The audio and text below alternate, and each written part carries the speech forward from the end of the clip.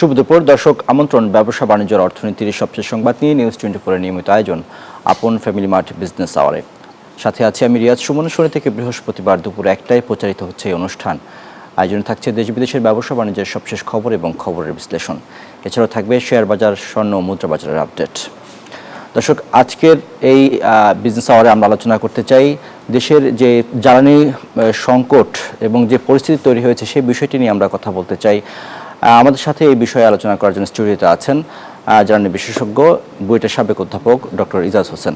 Sir, আপনাকে স্বাগত জানাচ্ছি আমাদের আজকের আলোচনায়। স্যার, আমরা আজকের এই বিজনেস আওয়ারের এই আয়োজনটিতে আসলে এই জ্বালানি সংকট নিয়ে যে সংকটগুলো, জ্বালানির যে ক্রাইসিসটা এখন আমরা দেখতে পাচ্ছি, বা আসলে সরকার এবং পেট্রোল পাম্প সাধারণ মানুষের মধ্যে যে মতের যে পার্থক্য দেখতে পাচ্ছি, এইসব বিষয়গুলো নিয়ে আমরা কথা বলতে চাই। আমাদের কাছে কিছু প্রতিবেদন আছে, সেই বিষয়গুলো একটু স্যার আমরা দেখে আসতে চাই। জ্বালানি তেলের পর্যাপ্ত মজুত আছে সরকারের এমন দাবির পরও চাপ বাড়ছে ফিলিং স্টেশনগুলোতে। পেট্রোল পাম্প মালিকরা বলছেন, ঈদের দীর্ঘ ছুটিতে স্থানীয় গ্যাস ফিল্ড থেকে তেল সরবরাহ বন্ধ থাকা ও কয়েকটি রিফাইনারি সরবরাহ সীমিত করে দেয় পেট্রোল ও অকটেনের এমন সংকট তৈরি হয়েছে। এমন পরিস্থিতিতে সরকার ও জনগণ দুই পক্ষেরই বিলাসী বা অপ্রয়োজনীয় ব্যয় কমানোর তাগিদ দিয়েছেন বিশ্লেষকরা। সেই সাথে সুনির্দিষ্ট রেশনিং পদ্ধতি ঘোষণারও পরামর্শ দেন তারা। রাজধানী থেকে জেলা শহর সারা দেশের ফিলিং স্টেশনগুলোর সামনে এখন শুধুই যানবাহনের দীর্ঘ সারি। ঘন্টার পর ঘন্টা অপেক্ষা করেও মিলছে না কাঙ্ক্ষিত জ্বালানি। তেলের পাম্পে ঝোলানো অকটেন শেষ। ছোট্ট এই বোর্ড যেন এখন সাধারণ মানুষের দৈনন্দিন যন্ত্রণার বড় এক বিজ্ঞাপন। ভোগান্তি, আমি দীর্ঘ 2 ঘন্টা এখানে লাইনে দাঁড়িয়ে আছি। তেলের সংকট দেখা দিতেছে, এটা সঠিক কিনা গুজব ছড়াচ্ছে, এটাই দেখার বিষয়। তোরার থেকে আইছি আমি, কোনো তেলের পাম্প খোলা নাই, সব বন্ধ। কিন্তু সরকারের মন্ত্রী থেকে সচিব সবাই বলছেন জ্বালানি তেলের মজুদ আছে অন্তত 1 মাসের। তাহলে এই সংকট কেন? খোঁজ নিয়ে জানা গেছে আমদানি নয়, বরং সরবরাহ ঘাটতি তৈরি হয়েছে দেশের ভিতর থেকেই। পেট্রোল পাম্প মালিক সমিতির অভিযোগ, দাম বৃদ্ধির আশায় স্থানীয় কয়েকটি রিফাইনারি মজুদ রেখেছে জ্বালানি তেল। ঈদের দীর্ঘ বন্ধের কারণে সিলেট গ্যাস ফিল্ড থেকে অকটেন ও পেট্রোল সরবরাহ বন্ধ থাকার ফলেও বেড়েছে সংকট। পাইপলাইনে যথেষ্ট পরিমাণ তেল আছে, কোনো পেট্রোল পাম্প জ্বালানি তেল মজুদ করার মিনিমাম সুযোগ নাই। এই অযথা বিড়ম্বনা কথা বলে আপনারা পেট্রোল পাম্প মালাদেরকে বিব্রত করবেন না। এদিকে যুদ্ধের প্রভাবে জ্বালানি আমদানি সূচি এলোমেলো হয়ে গেছে। বিপিসির তথ্য মতে চলতি মাসে ডিজেল, ফার্নেস অয়েল নিয়ে 17টি জাহাজ আসার কথা থাকলেও এসেছে মাত্র 8টি। চীনের ইউনিপেক ও মালয়েশিয়ার পেটকো ট্রেডিং সময় মতো তেল পাঠাতে পারছে না। আটকে আছে সৌদি আরব ও আবুধাবি থেকে আসা অপরিশোধিত তেলের জাহাজও। পরিস্থিতি সামাল দিতে ভারত থেকে পাইপলাইনে তেল আনা হচ্ছে এবং খোলা বাজার থেকেও তেল কেনার প্রক্রিয়া চলছে। এমন পরিস্থিতিতে সংযত ব্যবহার নিশ্চিত করার পাশাপাশি রেশনিং পদ্ধতি চালুর পরামর্শ দিলেন এই বিশেষজ্ঞ। এই মুহূর্তে জ্বালানি নিরাপত্তা স্বাভাবিক সময় যেভাবে দেওয়া সম্ভব, এটা দেওয়া সম্ভব না। এই বাস্তবতাটুকু আমার মনে হয় যে দেশের সকল জ্বালানি ব্যবহারকারীর উপলব্ধি করা দরকার। যতটুকু সীমিত জ্বালানি এই মুহূর্তে হাতে রয়েছে এবং সামনের দিনে যতটুকু আসবে, সেটুকুকেই যত সর্বোচ্চ সময় পর্যন্ত ব্যবহার করা যায়, এভাবেই রেশনিং করে আমাদের এগুতে হবে। আমদানি সূচি ঠিক রাখা আর বাজারে কৃত্রিম সংকট ঠেকানোই এখন সরকারের প্রধান চ্যালেঞ্জ বলে মনে করেন বিশ্লেষকরা। আবি আব্দুল্লাহ, নিউজ 24, ঢাকা। স্যার, আমরা প্রতিবেদন দেখলাম আজকেও কিন্তু রাজধানীর ফিলিং স্টেশনগুলোতে লাইন রয়েছে। আমাদের কাছে আরেকটি তথ্য আছে, সেই সংবাদটি একটু দেখে নেই। জ্বালানি তেল কিনতে রাজধানীর বিভিন্ন ফিলিং স্টেশনে আজও গ্রাহকের ভিড় দেখা যায়। তেলের কৃত্রিম সংকট রোধে অবৈধ মজুদারদের বিরুদ্ধে কঠোর অবস্থান নিয়েছে সরকার। দেশের বিভিন্ন স্থানে অবৈধ তেল মজুদ জব্দ করা হচ্ছে, কালোবাজারে বিক্রির জন্য জরিমানাও করা হচ্ছে। এমন প্রেক্ষাপটে জ্বালানি ব্যবস্থাপনা কার্যক্রম তদারকি ও সমন্বয়ের জন্য দেশের সকল পেট্রোল পাম্পে একজন ট্যাগ অফিসার নিয়োগের সিদ্ধান্ত নিয়েছে সরকার। শুক্রবার জ্বালানি ও খনিজ সম্পদ বিভাগের সচিব মোহাম্মদ সাইফুল ইসলামের সভাপতিত্বে একটি অনলাইন সভায় এই সিদ্ধান্ত নেওয়া হয়। এছাড়া জ্বালানি তেলের অবৈধ মজুদ ঠেকাতে ও নিরবিচ্ছিন্ন সরবরাহ নিশ্চিতে দেশের 19টি ডিপোতে বিজিবি মোতায়েন করা হয়েছে। হচ্ছে সিরিয়ালে থাকার পরে সকাল 9টায় বলতেছে তেল নাই। এরকম হচ্ছে 1 মাস চলতে পারবে এরকম তেল মজুদ করা আছে। কয় জায়গায় সরকার খুঁজবে? ভাই, সকাল 6টা বাজে এখানে আসছি, এই পর্যন্ত আছি। 6টা থেকে তেল বন্ধ করে দিয়েছে, এখন তেল দিচ্ছে না। কেন দিচ্ছে না? বলতেছে তেল পাই নাই, তেলের সিরিয়ালে গাড়ি আছে, আসবে তারপরে তেল দিবে। যদি তেলের দাম বাড়ে তাহলে খাদ্যদ্রব্যের দাম বাড়বে, তারপরে আমাদের অনেক দিক দিয়েই অসুবিধা হবে। আমরা যারা মানে মধ্যবিত্ত আছি তাদের অনেক অসুবিধা হবে। স্যার, আমরা প্রতিবেদনের দেখলাম, আমাদের প্রতিনিধিরা এই মুহূর্তে মাঠে আছে। আমরা একটু ঢাকা এবং ঢাকার বাইরে থেকে সেই চিত্রটা দেখে আসতে চাই, এই মুহূর্তের অবস্থাটা কি। প্রথমে আছে আমাদের সহকর্মী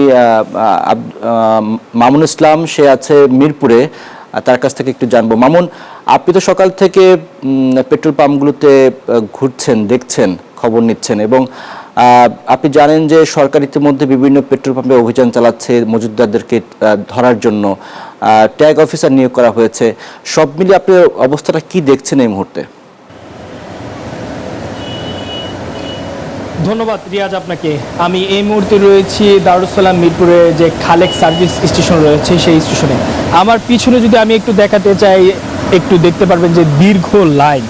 এই কেউ কেউ কিন্তু সকাল থেকে অপেক্ষা করছে তেলের জন্য, এবং হচ্ছে সরকার থেকে কিন্তু বারবার বলা হচ্ছে পর্যাপ্ত তেল রয়েছে দেশে, তারপরেও কিন্তু মানুষ হুমড়ি খেয়ে পড়ছে ফিলিং স্টেশনগুলোতে। এবং আজ থেকে কিন্তু মন্ত্রণালয় থেকে বলা হয়েছে যে ভ্যাজিলেন্স যে টিমটি বের হবে এবং হচ্ছে তদারকি তারা দেখবে যে হচ্ছে কেউ তেল মজুত করছে কিনা, এবং এই তথ্য যদি কেউ দিয়ে থাকে তাকে পুরস্কার করা হবে। কিন্তু আজ আমরা রাজধানীর বেশ কিছু পাম্প ঘুরে যা দেখতে পেরেছি, পাম্প কিন্তু বন্ধ। তারা বলছিলেন যে ডিপো থেকে তারা পর্যাপ্ত তেল না পাওয়ার কারণে কিন্তু হচ্ছে তাদের পাম্প বন্ধ রাখতে হচ্ছে। এবং আমরা এই পাম্পটাতে দেখলাম যে হচ্ছে বাইকার যারা রয়েছে তারা কিন্তু প্রায় ঘন্টার পর ঘন্টা অপেক্ষা করার পরে তাদের কাঙ্ক্ষিত তেল পাচ্ছে। এবং আমরা কিন্তু এই পাম্পটাতে দেখেছি তারা রেশনিং পদ্ধতিতে তেল দিচ্ছে, 300 প্রত্যেক বাইকে কিন্তু 300 করে তেল, 300 টাকার করে তেল দিচ্ছে, এবং গাড়িতে কিন্তু দিচ্ছে 1000 টাকা করে তেল। এবং আমরা পাম্প মালিকদের সাথে কথা বলে যা জানতে পারি, তারা বলছিলেন যে ডিপো থেকে তারা তেল না পাওয়ার কারণে কিন্তু তারা এই পন্থা অবলম্বন করছে। এবং ঢাকা বা ঢাকার বাইরের যেই পাম্পগুলো রয়েছে সেই পাম্পগুলোতে কিন্তু হচ্ছে সরকার থেকে যেই নিয়ম আকারে তেল দেওয়া হচ্ছে সেভাবে কিন্তু চলছে এখনো পর্যন্ত। তো রাজধানী থেকে কিন্তু এই পর্যন্ত ছিল আমার কাছে শেষ তথ্য। রিয়াজ। মামুন, আপনাকে অনেক ধন্যবাদ। আমাদের আরেকজন সহকর্মী আছে স্যার রাজশাহীতে, মর্তুজা, তার কাছ থেকে একটু সেখানকার খবরটা একটু দেখতে চাই। মর্তুজা, আপনি আছেন রাজশাহীতে, আপনি সকাল থেকে জানাচ্ছিলেন পেট্রোল পাম্পের অবস্থা এবং গ্রাহকদের চাহিদা। যদি এই মুহূর্তের অবস্থা বলতেন যে আসলে যে সংকটের কথা বলা হচ্ছে সেটির চিত্রটি রাজশাহীতে কি কেমন রয়েছে? রাজশাহীতে আমরা সকাল থেকে দেখেছি যে প্রায় 1 কিলোমিটার দীর্ঘ লাইন ছিল মোটরসাইকেল চালকদের। আমরা এই মুহূর্তে যে পেট্রোল পাম্পটিতে রয়েছি এটি আফরিন ফিলিং স্টেশন, এখানেও প্রায় 1 কিলোমিটারের মতো দীর্ঘ লাইন ছিল মোটরসাইকেল চালকদের। তারা দীর্ঘ সময় অপেক্ষা করেও কিন্তু অধিকাংশই তেল পাননি, যে কারণে কিছুক্ষণ আগে এই পাম্পটিতে বিক্ষুব্ধ মোটরসাইকেল চালকরা বিক্ষুব্ধ হয়ে উঠেছিলেন। তারা অনেকটা তেড়ে এসেছিলেন বলা যায়, তবে আইন শৃঙ্খলা রক্ষাকারী বাহিনী পরিস্থিতি শান্ত করেছে। রাজশাহীর অধিকাংশ পেট্রোল পাম্পই বন্ধ রয়েছে তেল সংকট এর কারণে। তারা পেট্রোল পাম্প কর্তৃপক্ষ বলছে যে তারা ডিপো থেকে চাহিদা মতো সরবরাহ পাচ্ছেন না, যে কারণে দিনের অধিকাংশ সময় পেট্রোল পাম্প বন্ধ রাখতে বাধ্য হচ্ছেন বা দিনে একবেলা তারা পেট্রোল পাম্প চালাচ্ছেন। আর রাজশাহীতে পুরোপুরি রেশনিং ব্যবস্থা এখন আর মানা হচ্ছে না, তবে সর্বোচ্চ আমরা দেখেছি যে 400 থেকে 500 টাকা পর্যন্ত মোটরসাইকেল চালকদের তেল দেওয়া হচ্ছে। কিন্তু বেশিরভাগ পাম্প বন্ধ থাকার কারণে কিন্তু চালকদের যে ভোগান্তি, সেই ভোগান্তি কিন্তু রয়েছে। তবে চালকদের অভিযোগ যে পেট্রোল পাম্প কর্তৃপক্ষ গোপনে অন্যত্র তেল বিক্রি করেছে। আমরা দেখেছি যে শহরের বাইরে বেশ কিছু জায়গায় কিন্তু তেল বাড়তি দামেও বিক্রি করা হচ্ছে। এই ছিল রাজশাহী থেকে সর্বশেষ। রিয়াজ সুমন। মর্তুজা, আপনাকে অনেক ধন্যবাদ। স্যার, আমরা ঢাকা এবং রাজশাহীর চিত্রটা দেখলাম, একসাথে আমরা এর আগে প্রতিবেদনগুলো দেখলাম। সব কিছু বিবেচনায় আসলে কি দেখছেন? আসলে যেটা বলা হচ্ছে সরকারের পক্ষ থেকে যে তেলের আসলে ঘাটতি নাই বা মজুত নিয়ে শঙ্কার কিছু নাই, কিন্তু বাস্তবতা আমরা দেখলাম যে আমাদের প্রতিনিধিরা বলছিলেন যে পেট্রোল পাম্পগুলো রেশনিং করার পরেও একবেলা তেল দিচ্ছে বা কেউ কেউ বন্ধ রাখছে। মানে চিত্রটা আসলে কি এই মুহূর্তে আপনারা কি দেখছেন? চিত্রটা অবশ্যই ভালো না, কারণ এটা প্রত্যাশিত না। আমরা কেউ চাই না যে এরকম ধরনের একটা সমস্যা হোক, কারণ এখানে দেখতে হবে যে সবচেয়ে বড় সমস্যা হচ্ছে মোটরসাইকেলের। এবং মোটরসাইকেলের মধ্যে আবার দুইটা ক্যাটাগরি আছে, একটা যারা নিজস্ব মোটরসাইকেল চালায়, আরেকটা হচ্ছে রাইডাররা। হ্যাঁ, এখন রাইডারের যেই এটা একটা নতুন ডিমান্ড আমাদের গত 3 বছরে বাড়তে বাড়তে এমন একটা অবস্থায় এসেছে। আপনি যদি একটু লক্ষ্য করেন যে আমাদের এই যে রাইডারদের যে ডিমান্ড এবং মোটরসাইকেলের ডিমান্ড, এটা কিন্তু আমাদের এটা একদম টায়ে ছিল। মানে এই যে সমস্যার আগেই আমি যখন পেট্রোল পাম্পে যেতাম, আমি প্রায় দেখতাম মোটরসাইকেলের দীর্ঘ লাইন। হ্যাঁ, তারপর কিন্তু ওরা সহ্য করে নিত। এমনও মোটরসাইকেল বলছে, স্যার আমরা তো 20 মিনিট আধা ঘন্টা ওয়েট করে অভ্যস্ত। তারা কিন্তু অভ্যস্ত। চিন্তা করেন, তাহলে আপনার যদি 20 মিনিট আধা ঘন্টা ওয়েট করে হয়, এখন তার মধ্যে যে অল্প কিছু সমস্যাও আপনি যদি ঢুকিয়ে দেন, তাহলে আধা ঘন্টা 1 ঘন্টা হয়ে যাবে, আর আরও কিছু বাড়ালে 2 ঘন্টা হয়ে যাবে, যেটা এখন হচ্ছে। এখন এটা তো অবশ্যই কাম্য না। এখানে 2টা জিনিস আছে। একটা বলছে মজুদ আছে, ফাইন মজুদ আছে। এখন তাদের মজুদ আছে তাদের নিজস্ব হিসাব অনুযায়ী। এখন এই মজুদটার তারা ডেইলি এই প্রত্যেক পেট্রোল পাম্পে যা আগে সাপ্লাই দিত, সেটা কি সাপ্লাই দেয়া হচ্ছে কি হচ্ছে না, এটা আমাদেরকে নির্ণয় করতে হবে। তারপরে হতে হবে যেটা ঠিক মতো আসছে নাকি। হ্যাঁ, এই যে ট্রাকগুলো আসছে, এটা কি মাঝে থেমে যাচ্ছে নাকি? যদি থেমে যায়, তারপরে তারা কি পাচার করে দিচ্ছে নাকি, কাউকে দিয়ে দিচ্ছে নাকি? পেট্রোল পাম্পে যখন আসছে, আমরা যে দেখেছি যে পেট্রোল পাম্প অনেক আগেই, শেষ হওয়ার আগেই বলছে যে আর নাই, আমরা দিতে পারবো না। তাহলে আমরা যদি দেখি এই পুরা চেনটার মধ্যে একটা সমস্যা ঢুকে গেছে, এবং এইটা যে ঢুকে গেছে বাংলাদেশে এই চেনের মধ্যে, এটা অস্বাভাবিক কিছু না। কারণ আমরা দেখি সব কিছুতে, সবখানে আমরা এইটা, রমজানের সময় পেঁয়াজের দাম অনেক বেড়ে যায়, এখন পেঁয়াজ বিক্রি হচ্ছে না, ও সামথিং লাইক দ্যাট। হ্যাঁ, তো আমাদেরকে অ্যাকচুয়ালি মনে রাখা উচিত ছিল, এই যে ক্রাইসিসটা যখন আরম্ভ হবে এবং হচ্ছে, এখন কিন্তু 4 সপ্তাহ চলে গেছে, এর মধ্যে অনেক কিছু করা যায়।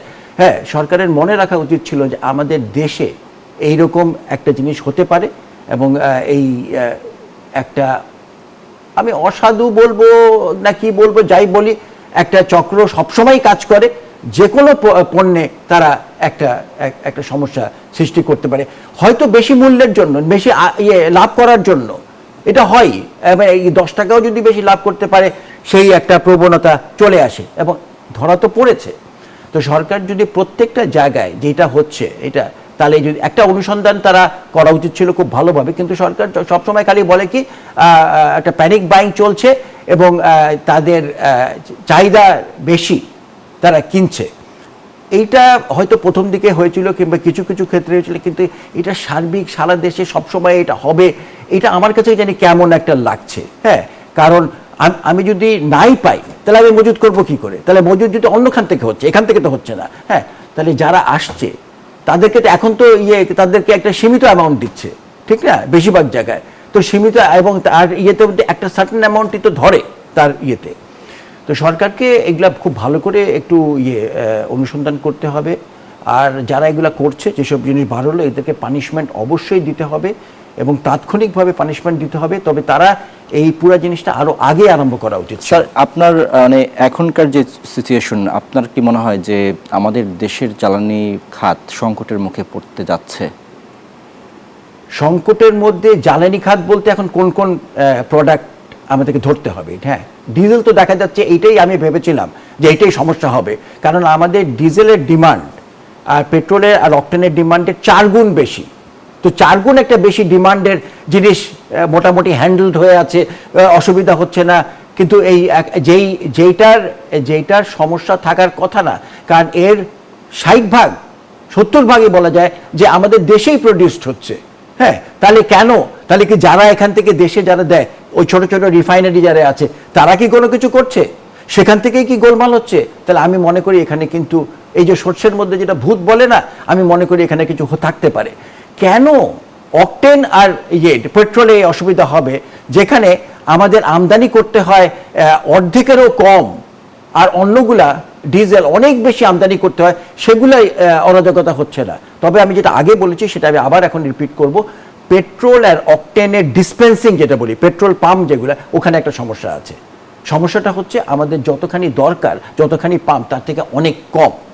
এটা হয়েছে যে একটা তো হয়েছে, আমি যেটা বললাম, নতুন ডিমান্ড বেড়ে গেছে, অনেক মোটরসাইকেল, অনেক রাইডার, কিছু কোম্পানি এসে গেছে। এবং যেটা হয়েছে যে আমাদের যখন আমরা সিএনজিতে গেলাম, তখন আমাদের তেলের যেসব ইয়েগুলা, সেগুলো অনেকগুলো বন্ধ হয়ে গেছে। ওকে, এখন সরকারকে আবার নতুনভাবে, আমি তো মনে করি ঢাকা শহরে আরও 20টা পেট্রোল পাম্প দরকার, যারা এদেরকে সার্ভিস করবে, এই মোটরসাইকেলদেরকে। হ্যাঁ, দেখেন, একটা ক্যাটাগরি যাদেরকে আমরা সাশ্রয়ী হতে বলতে পারি, কৃচ্ছ্রতা সাধন করতে বলি, কিন্তু যার জীবিকা নির্ভর করছে, এই যে যারা রাইডার, তারা কি করে করবে? তারা তো মরিয়া হয়ে এটা কেনার চেষ্টা করবে, এবং তারা হয়তো দেখা যাবে যে একটু মজুত করারও একটা টেন্ডেন্সি থাকবে। তো এগুলো কিন্তু সরকারকে আগের থেকে অনুধাবন করতে হবে যে আমার ডিমান্ড ক্যাটেগরিগুলো কি, তাদের নিডটা কি। এগুলো কিন্তু আমরা কখনো করি না, সমস্যা হলে তারপরে করি। যেমনি এখন আমরা সারা দেশে আমাদের কি হচ্ছে, যে ইলেকট্রিক যেগুলা 3 হুইলার এগুলো হয়ে গেছে, অনেক জায়গায় উঠেই যাচ্ছে, এই যে প্যাডেল রিক্সা। হ্যাঁ, তো এইটা যে এত বড় একটা হয়ে গেছে, আমরা কি কোনো খেয়াল রেখেছি? এটার জন্য কোনো আমরা ব্যবস্থা, যেখানে সমস্যা হচ্ছে সেখানে কয়েকটা কথা বলছি, কিন্তু পুরোটাকে আমরা ম্যানেজ করছি না। তা আমাদের এটা সমস্যা আছে, আমাদের যেটা আমাদের, আমি মনে একটা বিতরণের সমস্যা আমাদের এখানে, যেহেতু সরকার বলছে আমাদের আছে, মজুদ আছে, এবং আমরা দেখতে পাচ্ছি ডিজেলের সমস্যা হচ্ছে না বেশিরভাগ জায়গায়, আর যেটাতে আমাদের সমস্যা হওয়ার কথা না, মানে আমার কথা যে বৈশ্বিক সমস্যা যদি থাকেও তাও সমস্যা হওয়ার কথা না, কিন্তু সেই পেট্রোল আর অকটেনে আমাদের সমস্যা দেখা দিচ্ছে। আমাদের কাছে আরেকটি প্রতিবেদন আছে, যেটি আসলে তেলের বাজার নিয়ে, আমরা একটু সেটা প্রতিবেদনটি দেখে আসতে চাই। ইরান ও ইসরায়েল যুক্তরাষ্ট্রের সংঘাতে টালমাটাল তেলের বাজার, এরই মধ্যে বিশ্বের বিভিন্ন দেশেই জ্বালানির সংকট চরমে। বিশ্বব্যাপী তেল সরবরাহ প্রায় 8% কমে যাওয়ায় হু হু করে বাড়ছে দাম। ফিলিপিন্সে অবস্থা এতই খারাপ যে পায়ে হেঁটে গন্তব্যে যাচ্ছেন সাধারণ মানুষ। এই পরিস্থিতিতে যুদ্ধ দ্রুত বন্ধ না হলে 1970-এর দশকের মতো আরেকটি তেল সংকট আসন্ন বলে শঙ্কা প্রকাশ করেছেন বিশ্লেষকরা। 1973 সালে ইয়ম কিপ্পুর যুদ্ধে ইসরায়েলকে সমর্থনের শাস্তি হিসেবে পশ্চিমাদের ওপর নিষেধাজ্ঞা আরোপ করে তেল উৎপাদনকারী আরব দেশগুলো। ফলাফল 1973 থেকে 1974 সাল পর্যন্ত তেলের দাম বেড়ে যায় 4 গুণ। পরিস্থিতি এতটাই ভয়াবহ যে পশ্চিমা বেশিরভাগ দেশই গ্যাসোলিন রেশনিং এর মতো জ্বালানি সাশ্রয়ী ব্যবস্থা গ্রহণ করতে বাধ্য হয়। জার্মানি টানা 4টি রবিবার রাস্তায় ব্যক্তিগত যানবাহন চলাচল নিষিদ্ধ করে বেশ কয়েকটি গাড়িমুক্ত দিবস ঘোষণা করে। সে সময় দ্রব্যমূল্যের ঊর্ধ্বগতি সামাল দিতে হিমশিম অবস্থায় পড়ে যায় উন্নত দেশগুলো। তবে চলমান ইরান যুদ্ধে বিশ্বের অন্যতম গুরুত্বপূর্ণ বাণিজ্যিক জলপথ হরমুজ প্রণালী বন্ধ থাকায় আন্তর্জাতিক অঙ্গনে একটি প্রশ্নই ঘুরপাক খাচ্ছে, আবারও কি বিশ্ব একই ধরনের সংকটের দ্বারপ্রান্তে? গণমাধ্যমের তথ্য বলছে বর্তমান সংকট 1973 ও 1979 সালের তেল সংকটের ধাক্কা এবং নিকট অতীতের ইউক্রেন যুদ্ধের সময়কার গ্যাস সংকটের চাপকেও হার মানিয়েছে। IAEA প্রধান জানান, হরমুজ প্রণালী কার্যত বন্ধ হয়ে যাওয়ায় এবং জ্বালানি স্থাপনাগুলোতে হামলার কারণে বিশ্ব বাজারে দৈনিক তেলের সরবরাহ প্রায় 11 মিলিয়ন ব্যারেল কমেছে, যা 1970-এর দশকের সংকটের তুলনায় দ্বিগুণেরও বেশি। এর সরাসরি প্রভাব পড়েছে বিশ্ব তেলের বাজারে। হু হু করে বাড়ছে তেলের দাম। বহু দেশে বাড়তি অর্থের বিনিময়ে লম্বা লাইনে দাঁড়িয়েও মিলছে না তেল। এমনকি যুক্তরাজ্যের বহু তেলের পাম্প বন্ধ হয়ে গিয়েছে। সবচেয়ে ভয়াবহ বিষয়, এরই মধ্যে জ্বালানির সংকটে ফিলিপিন্সে জরুরি অবস্থা জারি করা হয়। এ অবস্থায় পায়ে হেঁটেই গন্তব্যে যাচ্ছেন সাধারণ মানুষ। বিশ্লেষকরা বলছেন, এই সংঘাত দ্রুত শেষ না হলে বিপদ অতি আসন্ন। আফরিন মৌ, নিউজ 24। স্যার, আমরা বিশ্ব অবস্থাটা দেখে নিলাম। বিশ্বের বিভিন্ন দেশে আমরা দেখলাম ফিলিপিনে মানুষ পায়ে হেঁটে চলা শুরু করেছে। অর্থাৎ ক্রাইসিসটা শুধু বাংলাদেশে না, এটি মোটামুটি সব জায়গায় একটা ধাক্কা যে পড়েছে তার একটা চিত্র কিন্তু এই প্রতিবেদনে আমরা দেখলাম। এই যে পরিস্থিতি স্যার, এটি আসলে কোথায় গিয়ে দাঁড়াতে পারে? আপনাদের অবজারভেশন কি বলে? এটা অ্যাকচুয়ালি কোথায় গিয়ে দাঁড়াতে পারে সেইভাবে যদি আমি চিন্তা করি, তাহলে তো খুব ভয়াবহ একটা চিত্র এসে যায়। তো সেটা আমি কখনোই বলবো না। আমার দৃঢ়ভাবে বিশ্বাস আর 4 সপ্তাহের মধ্যে এই সমস্যার একটা সমাধান আসবে। কিন্তু কথা হচ্ছে, এই 4 সপ্তাহ তো আমাদেরকে সার্ভাইভ করতে হবে। যেসব দেশ এই 4 সপ্তাহের তেল আমাদের সবখানে মজুদ আছে নাকি, তারপরেও যেটা আসবে 4 সপ্তাহ পরে দাম কিন্তু খুব সহজে কমবে না। হ্যাঁ, এবং কিছু কিছু জিনিস যেরকম এলএনজির সাপ্লাইটা কন্ট্রোলড এবং সীমিত থাকবে। তো আমাদেরকে এখন যেটা হচ্ছে সাপ্লাইয়ের আমাদের প্রবলেম হচ্ছে, কিন্তু আর 1 মাস পরে যদি এগুলো থেমেও যায় তাহলে কিন্তু সাংঘাতিক একটা আমাদের ফাইন্যান্সিয়াল একটা চাপ আসবে। আর 4 সপ্তাহ পরে কি হবে সেটা একটা মোটামুটি একটা না চিন্তা করলেই ভালো হবে, কারণ ওইখানে আবার যখন হয় কি ওরকম ধরনের সমস্যা চলে আসে তখন সবাই ওকে, তখন হয়তো পৃথিবীর 100টা দেশ বলবে আমরা আমাদের নেভি পাঠাতে রাজি আছি হরমুজ প্রণালীতে। হ্যাঁ, তখন আবার ইরান কি করবে, অন্য কিছু করবে। তো ওটা আমাদের না যাই, যেহেতু আমেরিকা বলেছে এবং রুবিও বলেছে যে আমরা নট মান্থস বাট উইকস, হ্যাঁ এই উইকসটা 4 উইক করে নিয়েছে, আর 4 উইকের মধ্যে এটা সব যেভাবে করে হোক ভালো কাজ যেখানে একটা আসবে। এখন কথা হচ্ছে যে এই 4 উইকের যেরকম ফিলিপিন্সে আমরা দেখতে পাচ্ছি এই 4 উইকও তাদের সার্ভাইভ করার ক্যাপাবিলিটি নাই, কিন্তু আমাদের সরকার বলেছে এটা আছে। কিন্তু থাকলেও আমরা দেখতে পাচ্ছি যে ভোক্তা জনগণ এর সাংঘাতিক রকমের কষ্ট হচ্ছে, স্পেশালি যাদেরকে পেট্রোল আর অক্টেন নিতে হচ্ছে তাদেরকে। তো এই ব্যাপারে সরকার যদি কিছু করতে পারে, আমি সরকারকে বিনীতভাবে করব, আপনারা প্লিজ করেন যে আপনারা যেইভাবে হোক একটা ব্রেন স্টর্মিং করে একটা সলিউশন বার করেন, যাতে করে 2-3 ঘন্টা রাস্তায় দাঁড়িয়ে তেল নেওয়া এটা কোনোভাবেই স্বাভাবিক হতে পারে না।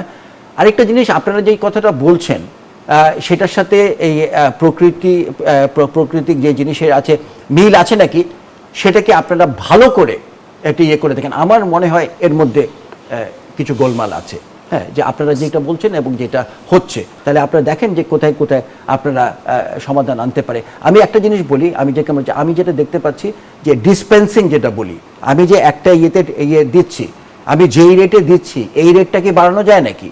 হ্যাঁ, যে আমি এক জায়গায় দেখলাম যে হ্যাঁ দিচ্ছে, ওর সাথে কথা হচ্ছে, তারপরে টাকা নিচ্ছে, তারপরে ও সরছে, এটা কিভাবে ত্বরান্বিত করে? আমি যেটা বলি, আমি যে রেটটা আমি যদি 1 মিনিটে 10 জনকে দিতে পারি, হ্যাঁ, যেখানে আমি 5 জনকে দিচ্ছি, তাহলে কিন্তু যাদের ওয়েট 2 ঘন্টার ওয়েট কিন্তু 1 ঘন্টা হয়ে যায়। তো এরকম আরো অনেক জিনিস চিন্তা করা যায়। আমি সবখানে দেখেছি, আমরা যেরকম রাস্তায় অরাজকতা, ট্রান্সপোর্টে যখনই খুব খারাপ একটা জায়গায় হয়, সেখানে যদি 4-5 জন আরো পুলিশ কিংবা দিয়ে দেওয়া হয়, তখনই কিন্তু শান্ত হয়ে যায়, অনেক কিছু হয়ে যায়। এটা তো আমরা দেখছি যে প্রায় মানে পেট্রোল পাম্পের সামনে এরকম মানে হাতাহাতি হচ্ছে। হ্যাঁ, আমি মনে করি যে কিভাবে এটাকে ত্বরান্বিত করা যায়, কারণ রেটটা খুব ইম্পর্টেন্ট। আমাদের তো প্রবলেম হচ্ছে যদি সরকার বলে আমাদের যথেষ্ট আছে, তাহলে রেটটা খুবই ইম্পর্টেন্ট। এখানে একটু স্যার একটু আপনার কাছে আসতে চাই, এই যে সরকার যে হিসাবটা দেওয়া হচ্ছে বিপিসির পক্ষ থেকে, সেটার সাথে কি মনে হয় আপনার বাস্তবতার মিল আছে কিনা? আমি ভেবেছিলাম কিন্তু ডিজেলেই সমস্যা হবে, কিন্তু পেট্রোল অকটেনের সমস্যা হচ্ছে। আমি সম্পূর্ণভাবে এটা মিল পাচ্ছি না, এবং তার কারণ হতে পারে যেটা এখন এই লাস্ট 3-4 দিনে যেটা বেরিয়ে এসেছে যে মজুদ হচ্ছে, হ্যাঁ, এবং অন্যান্য অনেক রকম অনিয়ম হচ্ছে, প্যানিক বাইং হচ্ছে, লোকরা স্টোর করছে। এগুলো সব কিছু যদি আমি যোগ করি তাহলে হয়তো একটা আসে, কিন্তু সার্বিকভাবে একটা সমস্যা আছে। এই সমস্যাটার ভালো একটা তদন্ত দরকার। তদন্ত করলে সরকার হয়তো তারা নিজেরাও বুঝতে পারবে। সবচেয়ে বড় কথা হচ্ছে যে আমার দেশে যদি 70% থাকে পেট্রোল আর অকটেন, হ্যাঁ, আমার শুধু হাই অকটেন ব্লেন্ডিং কম্পাউন্ডটা ইম্পোর্ট করতে হয়, যেটা আমি সিঙ্গাপুর থেকেও আলাদাভাবে অতটুকু ইম্পোর্ট করতে পারি, তাহলে কেন এইটাতে তাহলে হয়তো ওখানে প্রথম থেকে যে একটা ভীতি ঢুকে গেছে, তারপরে কিছু মজুদ হয়েছে, কিছু অন্যভাবে চলে যাচ্ছে, সবকিছু মিলে হয়তো ওখানে এটা কি সরকার কিভাবে নিয়ন্ত্রণ করতে পারে? সেক্ষেত্রে কিন্তু গভর্নমেন্ট ইতিমধ্যে আমরা দেখতে পাচ্ছি যে বিভিন্ন জায়গায় অভিযান চালাচ্ছে, পেট্রোল পাম্পগুলোতে আইন শৃঙ্খলা রক্ষাকারী বাহিনীর উপস্থিতি বাড়াচ্ছে। আজকে আমরা দেখলাম যে ট্যাগ অফিসার নিয়োগ দেওয়ার সিদ্ধান্ত নিয়েছে সরকার। এই প্রক্রিয়াগুলো যদি কার্যকরভাবে হয় তাহলে কি এটা স্বাভাবিক অবস্থায় আসবে না? কি মনে হয় আপনার? স্বাভাবিক না আসলেও আমি যেটা বলছি, আমাকে একটা মোটরসাইকেল বলেছিল, স্যার আমরা তো আগেও 20 মিনিট থেকে আধা ঘন্টা ওয়েট করে নিতে হতো, সেখানে যদি 1 ঘন্টা হয় সে সহ্য করে। স্যার সেটা না, আমরা জানতে চাচ্ছি যে মজুদ নিয়ে যে এটা উঠছে আর কি, যে বিভ্রান্তিগুলো ছড়ানো হচ্ছে বা যে মানে এটা নিয়ন্ত্রণ করা, বা হচ্ছে যে চুরি অবশ্যই এটা হ্যাঁ, এই অবশ্যই এটা তো করতেই হবে, এটা তো মাস্ট। কারণ হচ্ছে যে এটা আরেকটা জিনিস হচ্ছে পেট্রোল তো সাংঘাতিক ফ্ল্যামেবল জিনিস। হ্যাঁ, এটা যদি ওইভাবে মজুত করতে চায়, চুরি করতে চায়, অ্যাক্সিডেন্ট একটা দুটা হয়ে যেতে পারে। হ্যাঁ, কারণ ডিজেল করা যায় কিন্তু পেট্রোলটা করা ঠিক না। যদিও পেট্রোল বোতলে বিক্রি হচ্ছে, আমি এটা শুনেছি। হ্যাঁ, সরকার এদেরকে অবশ্যই চিহ্নিত করে ইমিডিয়েটলি ধরা উচিত। হ্যাঁ, তবে আমি একটা জিনিস সরকারকে দিব, আপনারা অত হয়েন না যে শিওর যে আর কোনো সমস্যা হবে না। আপনারা এখন থেকেই যেখানে যেখানে কোনো অসুবিধা না করে কৃচ্ছতা সাধন, এনার্জি কনজার্ভ করতে পারে, তেল আপনি আরম্ভ করেন। ফর এক্সাম্পল, একটা বিরাট অ্যামাউন্ট পেট্রোল অ্যান্ড অকটেন সরকারি প্রতিষ্ঠানরাই করে, ব্যবহার করে।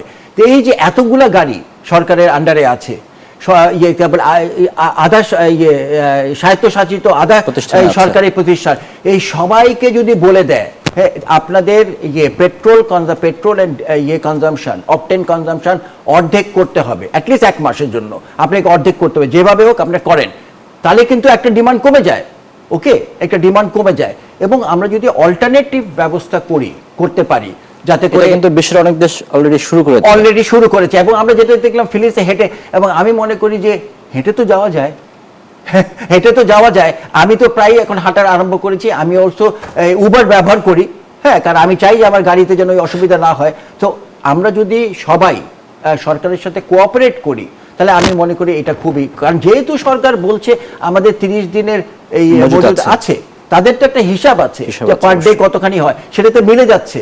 তাহলে এখানে সরকারকে অবশ্যই যেটা করতে হবে, এখান থেকে কিছু তেল যখন তারা ছাড়ছে, এখান থেকে কিছু তেল অন্যখানে চলে যাচ্ছে নাকি। হ্যাঁ, এটা কি মানে এরকম হতে পারে, মানে যেটা মজুদের কথা শোনা যাচ্ছে যে দাম বাড়লে বেশি দামে বিক্রি করার জন্য এখন মজুদ করছে, এরকম টেন্ডেন্সি কি মানুষের বা কালোবাজারি যারা তাদের মধ্যে আছে কিনা, কি মনে হয়? স্টোর করে, এটার তো একটা এক্সাম্পল আমরা অলরেডি দেখেছি। কারণ একটা পেট্রোল পাম্পে দেখা গেছে ওরা বলেছে নাই ওদেরকে, তারপরে ওখানে গিয়ে দেখা গেছে ওই ডিপস্টিক দিয়ে যে ওদের আছে, হ্যাঁ আছে, তাও বন্ধ করে দিয়েছে, ওটা বিক্রি করে নেই। ইয়েস, এই যে সমস্যাটা তো জানা সমস্যা। এটা তো একটা মানে পরিচিত একটা জিনিস, যেখানে বলা হয় যে আমরা যখন বললাম না, সরকার যখন আইন করলো যে প্রতি মাসের শেষে তেলের দাম সমন্বয় করা হবে, তখন সবাই বলেছিল হ্যাঁ তাহলে দেখে স্টোরিং হবে, 2-3 দিন আগে বিক্রি করা এবং এইবারই কিন্তু প্রথম টেস্ট। এর আগে যতগুলো সমন্বয় হয়েছে এটা হচ্ছে 2-3 টাকার, ওইটার জন্য কেউ এটা করে না। হ্যাঁ, এখন যেটা হয়েছে এখানে কিন্তু মিনিমাম 10 টাকা 20 টাকার সমন্বয় হওয়ার একটা স্কোপ আছে। এখানে অবশ্যই সরকার এইসব সবাই কি করতে হয়, পিপিসি কে কন্ট্রাক্টে প্রত্যেকটা পাম্পে যেন এটা না হয়, ঠিক মতো যেন বিক্রি হচ্ছে, সবগুলো চলে যাচ্ছে, ক্লিয়ার করছে। এইখানে কিন্তু আমরা একটা আধুনিক ব্যবস্থা ব্যবহার করতে পারি, আইওটি বলে, ইন্টারনেট অফ থিংস। ছোট ছোট জিনিস দিয়ে, যেরকম একটা ভাউচার যখন পাঠানো হলো, সে ঠিক মতো জায়গায় গেছে নাকি এটা কিন্তু ট্র্যাক করা যায়। আপনি সে কন্টিনিউয়াসলি সিগন্যাল পাঠাবে ক্লাউড থেকে, বিপিসি বসে দেখতে পারবে, আর যারাই দিচ্ছে, মেঘনা বলেন, পদ্মা যাই বলেন, ওরা দেখতে পারবে ট্রাকটা ঠিক জায়গায় গেছে নাকি, কতক্ষণ সময় লেগেছে, এবং তার ওখানেও মিটারিং থাকবে, সে ঠিক মতো ক্লিয়ার করছে। এগুলো কিন্তু আজকাল এটা কিন্তু অলরেডি শ্রীলঙ্কা চালু করে দিয়েছে। আমরা আরো আপনার কাছ থেকে পরামর্শ জানবো যে এই অবস্থা আসলে এগুলো কিন্তু কিভাবে মোকাবেলা করা যায়। সামনে তো গরম আসতেছে, তো এই যে গরম এবং এখন যে সংকটটা চলমান, কি দেখছেন আসলে এখানে কি করণীয়? আমাদের যেটা করণীয় সেটা হচ্ছে যে আমাদের যেন ঠিকমতো জ্বালানি যেগুলো আমদানি করি, যেগুলোর সমস্যা নেই, যেরকম কয়লা, এটা যেন ঠিকভাবে আনতে পারি। কারণ একটা আমরা দেখতেই পাচ্ছি যে এলএনজি আনার ব্যাপারে অসুবিধা হবে। 1-2টা কার্গো এসেছে, কিন্তু আমার দৃঢ় বিশ্বাস যে আমাদের যতগুলা কার্গো দরকার এই বছরে আমরা আনতে পারবো না, হয় সাপ্লাইয়ের কারণে কিংবা দামের কারণে, যেটাই হোক আমরা আনতে পারবো না। সো আমাদের এলএনজির সমস্যা থাকবেই এই পুরা বছরে। তো এটাকে আমরা কাভার দিতে পারি শুধুমাত্র কয়লা দিয়ে, আর ফার্নেস অয়েল তো আনবোই, বাট ফার্নেস অয়েলের প্রবলেম হচ্ছে দাম অনেক বেশি ওটার বিদ্যুতের। তা আমাদের কয়লাটা যেন একদম 100% যতটুকু আমরা করতে পারি জানানি। আরেকটা হচ্ছে যে এই যে নিউক্লিয়ার পাওয়ার প্ল্যান্ট, যেটার আজকেই বোধহয় লোডিং আছে বোধহয় ফিউলটা, এইটার দিকে লক্ষ্য রেখে এই 1200 মেগাওয়াট যেন এই বছরের মধ্যে আসে, এবং সামনের বছর যেন আরও 1200 মেগাওয়াট আসে। তাহলে কিন্তু আমরা একটা বিদ্যুতের ব্যাপারে একটা ভালো জায়গায় থাকতে পারি, কিন্তু আমাদের চিন্তা করতে হবে ইন্ডাস্ট্রির কি হচ্ছে। তা আমি যেটা মনে করি যে বিদ্যুৎকে যেন সব গ্যাস দেওয়া না হয়, হ্যাঁ, এখানে যেন পলিটিক্যাল গেম খেলে সবাই ইয়েকে দিয়ে দিলাম কারণ এই জনগণকে হ্যাপি রাখলাম, আমরা যেন ইন্ডাস্ট্রিকে ইন্টারিম গভর্নমেন্ট যেভাবে সাফার করাচ্ছে ওটা না করানো হয়, ইন্ডাস্ট্রিকে যেন গুরুত্ব দিয়ে ইয়ে করা হয়। বাট এটা কঠিন বছর হবে, সাপ্লাই সার্বিক সমন্বয় করতে হবে স্যার, এই কঠিন সাপ্লাইয়ের দিক থেকে, কস্টের দিক থেকে। আমরা এখানে অন্যরকম যেসব জিনিস পাবে আমরা এখান থেকে সরে আসতে, পাকিস্তান যেরকম খুব ভালো একটা উদ্যোগ নিয়ে তারা সরে শেষ করতে হবে স্যার। অসংখ্য ধন্যবাদ স্যার আমাদের আজকে আলোচনায় যুক্ত হওয়ার জন্য। দর্শক, এর সাথে শেষ হচ্ছে আমাদের আজকের আপন ফ্যামিলি বিজনেস আওয়ারের আয়োজন। এতক্ষণ সাথে থাকার জন্য ধন্যবাদ সবাইকে।